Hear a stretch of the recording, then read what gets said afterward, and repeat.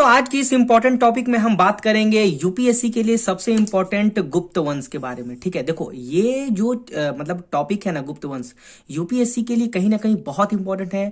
According to इसको अगर हम देखें कला और संस्कृति के तौर पे, तो ये हर साल प्री और मेंस दोनों में इससे बराबर क्वेश्चन बनते हैं, तो इसको पढ़ना बहुत जरूरी होता है हर एक यूपीएससी एस्पिरेंट के लिए।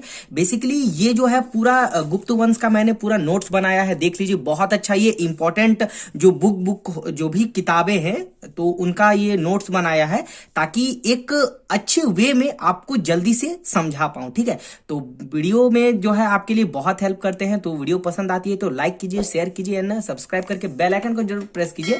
तो चलिए अभी अपने लेक्चर को स्टार्ट करते हैं। देखिए गुप्त वंश, इसको पढ़ने से पहले हमको जान लेना ये जरूरी है कि इसका काल क्या है। ठीक है, तो अभी अगर इसका देखें बेसिकली तो ये 319 से लेकर के ये आपका 500 ईस्वी तक ये इसका काल निर्धारण माना गया है। ठीक है, जो कि हर बार जो मैंने पहले ही कहा कि यूपीएससी में पूछा जाता है तो इंपॉर्टेंट है। अब देखो इस वंश की अगर हम बात करें ना, तो बेसिकली ये जो है क्या था कि ये उत्तर भारत में लगभग समझ लो कि बहुत ही मजबूत तौर पे एक उभरा हुआ शासन था। आप यहां पर देख सकते हैं राजनीतिक सत्ता स्थापित जो है उत्तर भारत में बहुत अच्छा इस वंश ने अपने आप को किया। ठीक है, और अगर इसको बात करें तो इस वंश को क्या कहा जाता है, क्लासिक युग कहा जाता है। क्लासिक युग कहने से हमारा तात्पर्य है कि इस वंश ने जो है कला और साहित्य के क्षेत्र में बहुत महत्वपूर्ण काम किया। यानी एक होता है ना कि जो भी एक कला और संस्कृति हो गया, चूंकि यूपीएससी का टॉपिक भी है कला संस्कृति, तो वो उसके लिए भी इंपॉर्टेंट टॉपिक हो जाता है। ठीक है, तो ये कला और संस्कृति के तौर पे तो काम ही किया, साथ ही साथ इसको जो है स्वर्ण युग कहा गया। ठीक है, अब स्वर्ण युग जो गुप्त वंश को कहा गया है, तो ये देखो विभिन्न जो हमारे जो इतिहासकार थे, जैसे कि एक महत्वपूर्ण इतिहासकार थे के एम मुंशी, आप याद रखिएगा, इन्होंने जो है ये क्या थे, एक राष्ट्रवादी इतिहासकार थे। इन्होंने ही जो है गुप्त काल को जो है एक स्वर्ण युग कहा, क्योंकि आपको ऐसे पता ही होगा कि गुप्त वंश में जो है सर्वाधिक सोने के भी सिक्के जारी हुए थे, है ना।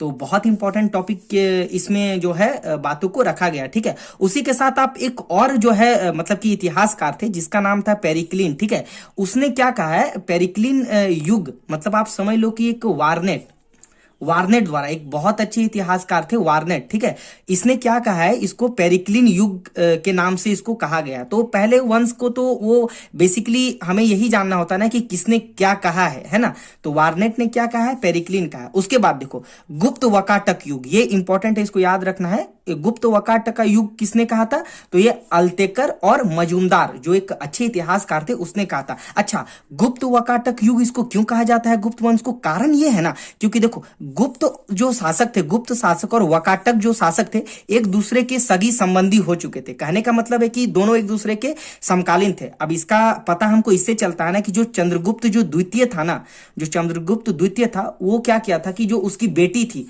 प्रभावती गुप्ता, वो जो है वकाटका का जो शासक है यानी रुद्रसेन के साथ जो है अपनी जो है बेटी का शादी कर दिया था। ठीक है, तो इसी के साथ थोड़ा सा वो समकालीन भी हो गया और एक दूसरे से वो मिल भी गया। ठीक है, और इसका फायदा भी आगे चल के दिखा। फायदा क्या दिखा, चलिए नेक्स्ट पेज में हम देखते हैं। देखिए इसका बेनिफिट जो दिखा जो चंद्रगुप्त द्वितीय को, वो क्या दिखा, देखो चंद्रगुप्त द्वितीय ने जो है वकाटक के साथ जब भाई विवाह हो गया तो एक समझ लो कि रिश्तेदारी संबंध हो गया, तो दोनों ने जो मिल करके क्या किया, शकों को जो है पराजित कर दिया। अब शक को जो चंद्रगुप्त द्वितीय ने पराजित किया, तो इसी कारण चंद्रगुप्त द्वितीय को क्या मतलब कि उसे किस नाम से जाने लगा, तो सकारी नाम से जाने लगा। ठीक है, तो ये प्रीलिम्स के लिए इंपॉर्टेंट है, इसको ध्यान रखेगा, है ना। उसके बाद देखते हैं इसी विजय के उपलक्ष्य पे जो है यानी चंद्रगुप्त द्वितीय ने जब शकों को हराया तो उसने क्या किया, रजत का जो है मुद्रा जो है जारी किया। ठीक है, उसके बाद देखो और भी जैसे इंपॉर्टेंट टॉपिक है, जैसे परिवर्तनों की दहलीज, है ना। तो परिवर्तनों की दहलीज गुप्त काल को किसने कहा है, तो एक रोमिला थापर है। ठीक है, रोमिला थापर एक बहुत अच्छे इतिहासकार है, उन्होंने कहा। ठीक है, अच्छा और एक इंपॉर्टेंट टॉपिक में बात करेंगे कि पुराणों में इसे जो है गुप्त वंश, जो पुराणों में गुप्त वंश को जो है मागध राज्य के नाम से मतलब कि जाना जाता है। मागध राज्य इसलिए नाम से जाना जाता है ना कि जो देखो मौर्य जो साम्राज्य था, जो इससे पहले मौर्य साम्राज्य था, उसने जो है अपनी राजधानी मगध में स्थापित की थी। तो उसके बाद जो चंद्रगुप्त प्रथम था, हम चंद्रगुप्त द्वितीय की बात नहीं कर रहे, चंद्रगुप्त जो प्रथम था उसने क्या किया था ना कि मगध में अपनी राजधानी दूसरी बार बनाई, दोबारा जो है अपनी राजधानी मगध बनाई। इसीलिए जो है इसको जो है पुराणों में मागध राज्य भी कहा जाता है। तो इसको याद रखिएगा, है ना। यहां पर देखिए उसको डिटेल बताया है कि चंद्रगुप्त प्रथम को द्वितीय मगध साम्राज्य का वास्तविक संस्थापक माना गया है, ठीक है। और यहां पर अगर हम बात करें तो गुप्तों में जो गुप्त शासक थे उसमें जो चंद्रगुप्त प्रथम था ना, ये बहुत इंपॉर्टेंट है, ठीक है। चंद्रगुप्त प्रथम ही था जो सबसे पहले अपने गुप्त साम्राज्य में जो है मगध को अपनी राजधानी के रूप में स्थापित किया था। अभी चंद्रगुप्त प्रथम के बारे में और भी कुछ देखेंगे, तो वीडियो में बने रहना। बाकी इसका पीडीएफ भी हम ग्रुप में दे देते हैं, हमारे ग्रुप में। तो अगर ग्रुप में जुड़ना हो तो आप डिस्क्रिप्शन में जो नंबर है उसमें आप हमारे टेलीग्राम पेड ग्रुप में ज्वाइन कर सकते हैं। देखो, अच्छा, अगर हम भाई शासक के बारे में पढ़ रहे हैं तो उनका तो पता भी होना चाहिए ना। अगर गुप्त शासक के बारे में पढ़ रहे हैं तो ये भी पता होना चाहिए कि गुप्त शासक में जो है कितने वंश थे या शासक थे, राइट। तो अभी अपन देखते हैं कि इसमें जो है कितने कितने शासक थे। तो पहला अगर हम देखें तो श्रीगुप्त, उसके बाद घटोत्कच, उसके बाद चंद्रगुप्त प्रथम, उसके बाद जो है कि इंपॉर्टेंट है समुद्रगुप्त, उसके बाद चंद्रगुप्त द्वितीय, कुमारगुप्त, उसके बाद स्कंदगुप्त आता है, ठीक है। स्कंदगुप्त किसको इसलिए रखते हैं ना क्योंकि स्कंदगुप्त के बाद देखा जाए तो गुप्त वंश का थोड़ा थोड़ा वो मतलब कि कमजोर होने लगा, मतलब कि उतने प्रतापी शासक उभरे नहीं। हाँ, और एक बात यहां भी याद रखना है कि चंद्रगुप्त जो प्रथम थे ना, इनकी पत्नी का नाम था कुमार देवी, है ना। कुमार देवी इसकी पत्नी का नाम था। अब कहेंगे कि सर यहाँ पत्नी का नाम क्यों लिया गया है? क्योंकि कारण है, क्योंकि गुप्त वंश एक ऐसा शासक था ना जिसने महिलाओं और पुरुष को लगभग बराबरी का दर्जा दिया राजनीतिक शासन में, है ना। क्यों? क्योंकि देखो गुप्त वंश में ही जो है पहली बार पत्नियों को अर्थात जो है स्त्रियों को राजनीतिक महत्व दिया गया, सिक्कों पर जो है महिलाओं को अंकित किया गया। तो पहली बार अगर किसी काल के सिक्के में महिलाओं की जो हमको जो चित्रांकन मिलता है सिक्कों पर, तो वो गुप्त काल में ही बनता है। और ये कुमार देवी जो थी ये लिच्छावी गणराज्य की रानी थी, ठीक है। उसी के साथ चंद्रगुप्त प्रथम का ये जो है विवाह हुआ था, ठीक है। ये चंद्रगुप्त प्रथम है, मौर्य में चंद्रगुप्त मौर्य अलग था, तो आप कंफ्यूज मत होना, ठीक है। उसके बाद देखिए पत्नी, अब देखो महिलाएं इंपॉर्टेंट थी, तो जो जो महत्वपूर्ण शासक थे उनके पत्नियों को भी जानना जरूरी। जैसे समुद्रगुप्त की पत्नी का नाम था दत्त देवी, है ना। चंद्रगुप्त द्वितीय की पत्नी का नाम था ध्रुव देवी एवं कुबेर नागा, क्योंकि इन्होंने दो पत्नी मतलब दो इनकी पत्नी थी। उसके बाद कुमार गुप्त आते हैं, कुमार गुप्त में एक अनंत देवी थी और इनकी देवकी, दो इनकी पत्नी थी। उसके बाद स्कंद गुप्त आता है, ठीक है।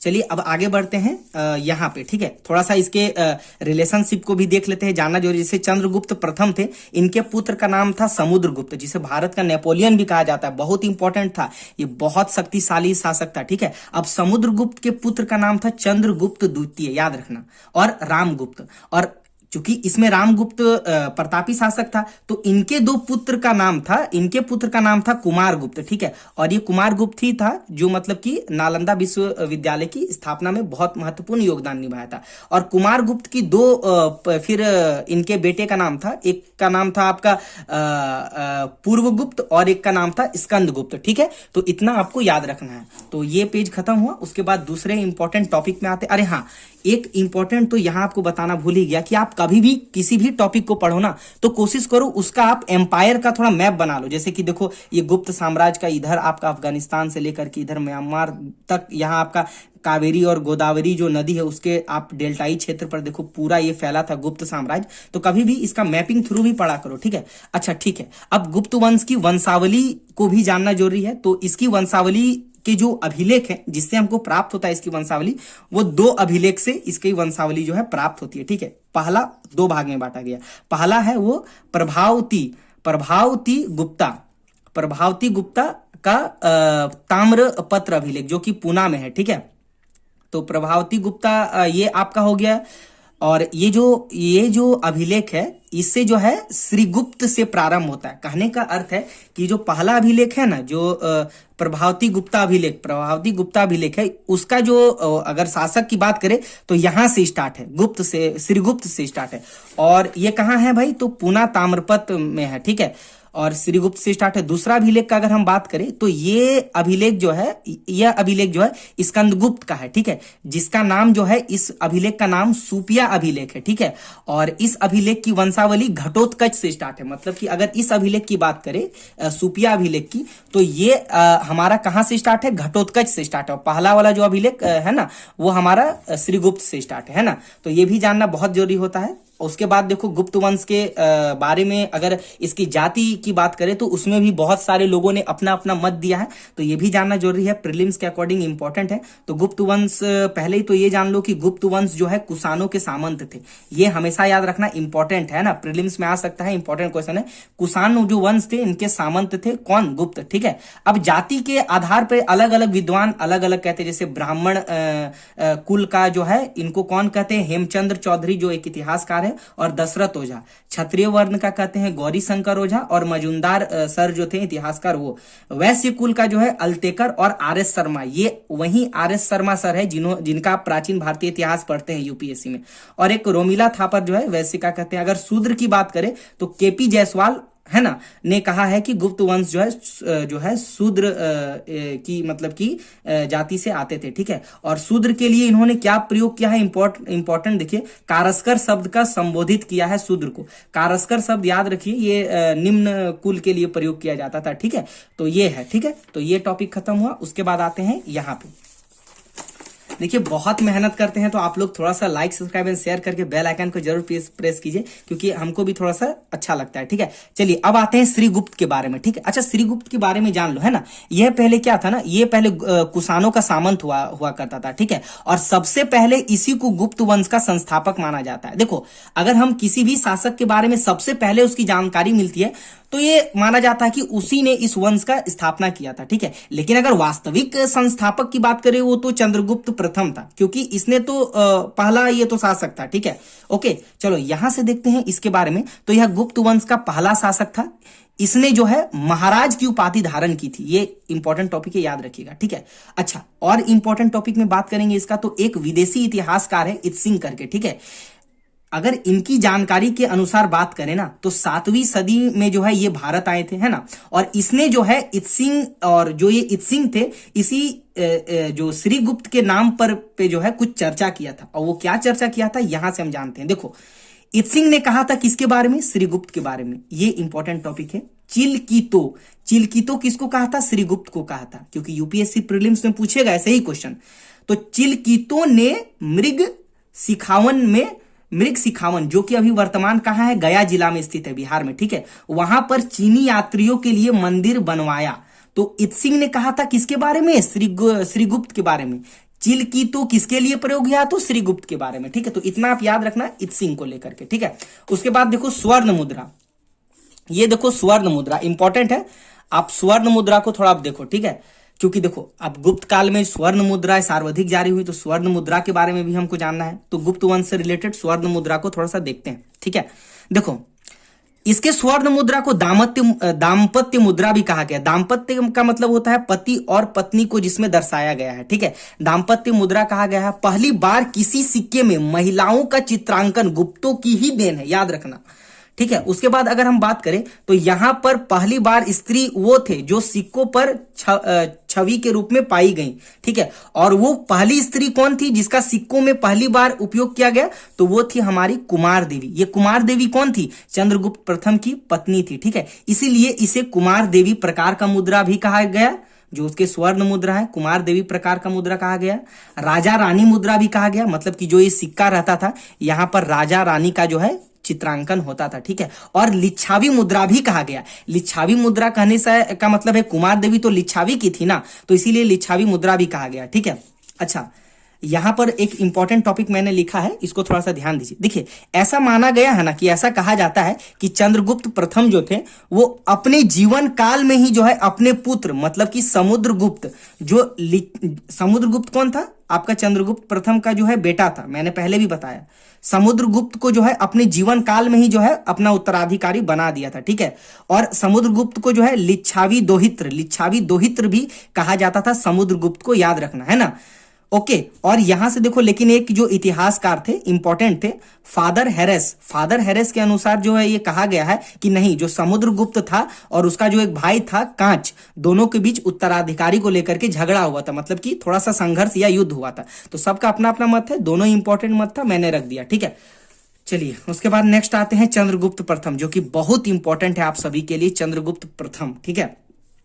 देखो चंद्रगुप्त प्रथम का काल याद रखो, 319 से लेकर के 355, ठीक है, ईस्वी याद रखो। अब देखो, पहले मैंने बताया है कि इसे कारस्कर भी कहा गया था, जो कि केपी जो एक जायसवाल थे उन्होंने कहा था, ठीक है। अच्छा, 319 ईस्वी को गुप्त संवत कहा गया है, मतलब जब से ये इनका जो शासन स्टार्ट हुआ या इनका जो प्रारंभ हुआ, उसी दिन से जो है गुप्त संवत की भी स्थापना की गई। इंपॉर्टेंट है, प्रीलिम्स में ये क्वेश्चन आएगा, है ना। इस वंश का पहला अभिलेख जो है कहां मिलता है? इस वंश का जो है पहला अभिलेख, मतलब कि चंद्रगुप्त द्वितीय का पहला अभिलेख जो है मथुरा में पाया गया है, ठीक है। अच्छा, थोड़ा सा इसका हम बात करेंगे चंद्रगुप्त प्रथम के बारे में। देखो, इसको इस वंश का जो है वास्तविक संस्थापक माना गया, यानी संस्थापक तो ऐसे कि मान के चलो श्रीगुप्त को कहा गया, क्योंकि भाई वो उसका नाम पहले आता है, लेकिन अगर मजबूती की प्रदान करे कि अपने एम्पायर को कैसे पकड़ करके दूर दूर तक फैलाया और उसको मजबूत किया, तो उसमें सबसे इंपॉर्टेंट चंद्रगुप्त प्रथम का है, इसीलिए इसे प्रथम वास्तविक संस्थापक माना जाता है गुप्त वंश का, ठीक है। क्योंकि इसने इस वंश को बहुत मजबूती प्रदान की, है ना, राजनीतिक सीमा को जो है इन्होंने बढ़ाया। अब देखो, प्रयाग से लेकर के साकेत तक जो है इसने अपना सीमा का विस्तार जो है कर लिया था चंद्रगुप्त प्रथम ने, है ना। राजधानी जो है इसका जो है बनाया, मगध बनाया, जो कि मौर्य काल में भी जो मगध था, है ना। विवाह इसका पहले ही बता दिया है, कुमार देवी के साथ, जो लिच्छावी गणराज्य की राजधानी मतलब रानी थी, उसके साथ हुआ था। उसके बाद यहां आते हैं, इंपॉर्टेंट टॉपिक लिखा है, यह ऐसा पहला शासक था जो गुप्त वंश में स्वर्ण अर्थात सोने के सिक्के सबसे पहले जारी। गुप्त वंश में भी अगर पूछेगा पहले, सबसे पहले स्वर्ण मुद्राएं, तो चंद्रगुप्त प्रथम ने ही जारी किया था। अच्छा, इसने महाधीराज की जो है उपाधि भी धारण की। याद रखना, महाधीराज की उपाधि किसने धारण की थी? तो चंद्रगुप्त प्रथम ने धारी की थी, ने जो है लिया था। और ये अपने आप को स्वतंत्र शासक भी बना लिया था, मतलब कि अच्छा एक जो किसी के अधीन न कार्य करे, ठीक है। चलिए उसके बाद और एक बहुत इंपॉर्टेंट टॉपिक है समुद्रगुप्त, ठीक है। क्योंकि देखिए, इसको भी कोशिश कर रहे हैं कि पार्ट बाय पार्ट आपके लिए लेकर के आया करें। समुद्रगुप्त को अभी हम देखते हैं, ठीक है। तो समुद्रगुप्त को करने से पहले इनकी उपाधियों को थोड़ा देख लेते हैं, जो कि इंपॉर्टेंट है। देखो, इसे जो है भारत का नेपोलियन कहा गया है। अच्छा, भारत का नेपोलियन इसको कौन कहा था? तो स्मिथ के द्वारा इसको भारत का नेपोलियन कहा गया, पहला। दूसरा, कविराज इसको कहा जाता था, क्योंकि ये म्यूजिक का, क्लासिकल का बहुत अच्छा जो है मन पसंदीदा साधक था। वीणा बजाते हुए भी इसको जो है देखा गया है अपने सिक्कों में, याद रखना। परम भट्टारक, इस समुद्रगुप्त को ही जो है उपाधि दिया गया है। और एक पृथ्वी व्याप्ति प्रतिरथ, पृथ्वी पृथ व्याप्रतिरथ, है ना, थोड़ा सा संस्कृत वर्ड है, क्योंकि पता ही था कि गुप्त काल में संस्कृत का ज्यादा वर्ड इस्तेमाल होता था।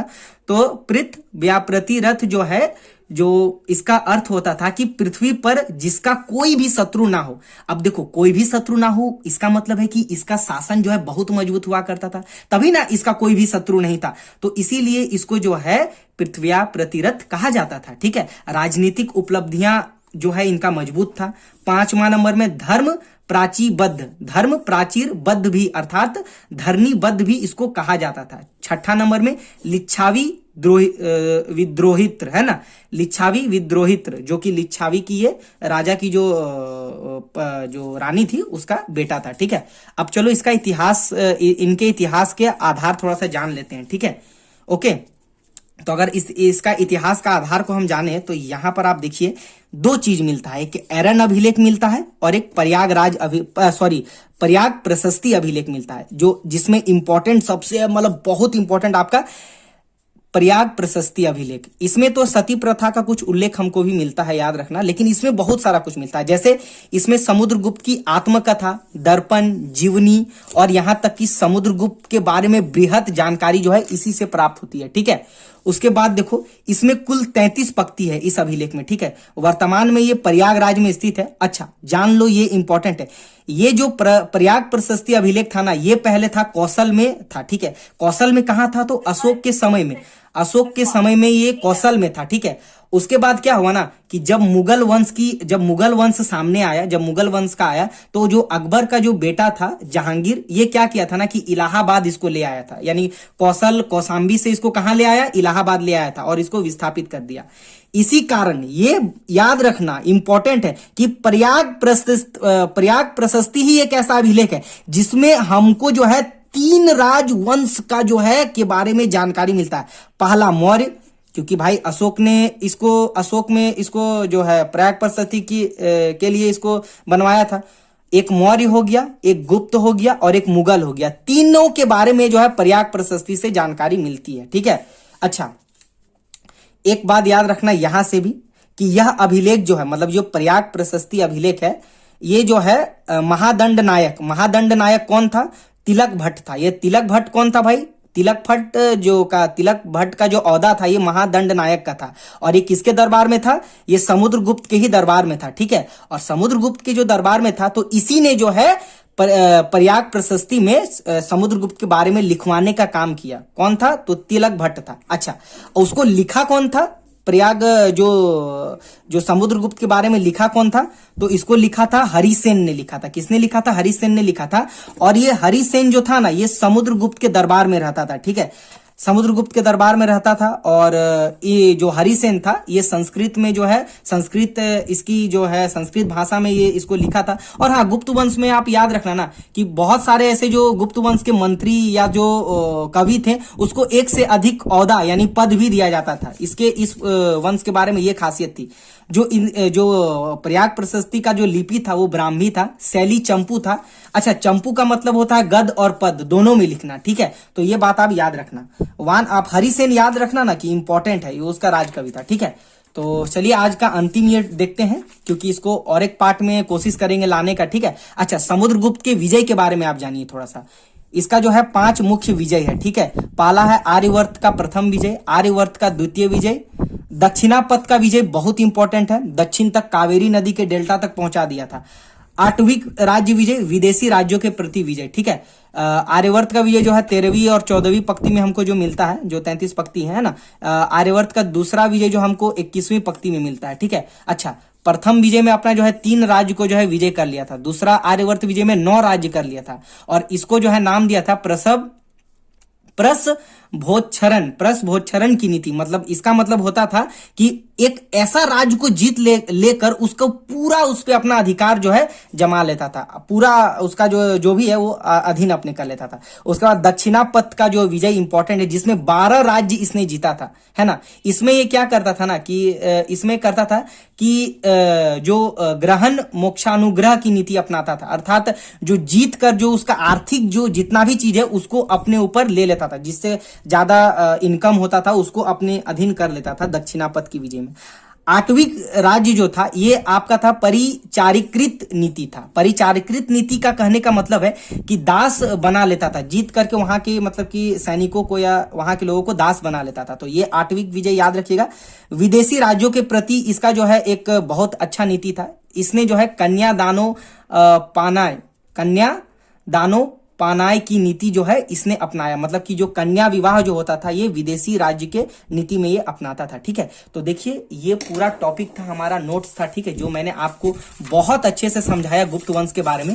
अगर इसका आपको पीडीएफ चाहिए तो बहुत ही आपको कम प्राइस में इसका पीडीएफ मिल जाएगा, जिसका मैंने डिस्क्रिप्शन में नंबर दे दिया है व्हाट्सएप में, वहां से आप हमको मैसेज कीजिए। जस्ट गाइज आपको 100 रुपीज लगेगा जुड़ने के लिए, जो कि आपको 2 मंथ तक वैलिड रहेगा, जिसमें आपको इसी तरह के क्लासेस भी मिलेंगे और नोट्स भी मिलेंगे, ठीक है। तो आई होप गुप्त वंश का जो ये हमारा जो चैप्टर था ये आपके लिए बहुत हेल्पफुल हुआ होगा, है ना। जो गुप्त वंश को मैंने पढ़ाया आपके लिए हेल्पफुल रहा होगा। इसको किताब में जाकर के पढ़िए और भी हम कोशिश करेंगे इसका पार्ट बाय पार्ट, जैसे कि अभी हर्ष के बारे में, मॉडर्न के बारे में, पॉलिटी के बारे में सब लाने का। तो सब्सक्राइब कर लेना, पूरी तैयारी सिविल सर्विस की आपको कराई जाएगी। तो वीडियो अच्छी लगी तो इसको शेयर करो। बाकी मिलते हैं नेक्स्ट वीडियो में, तब तक के लिए अपनी पढ़ाई को कंटिन्यू रखो। Okay, bye.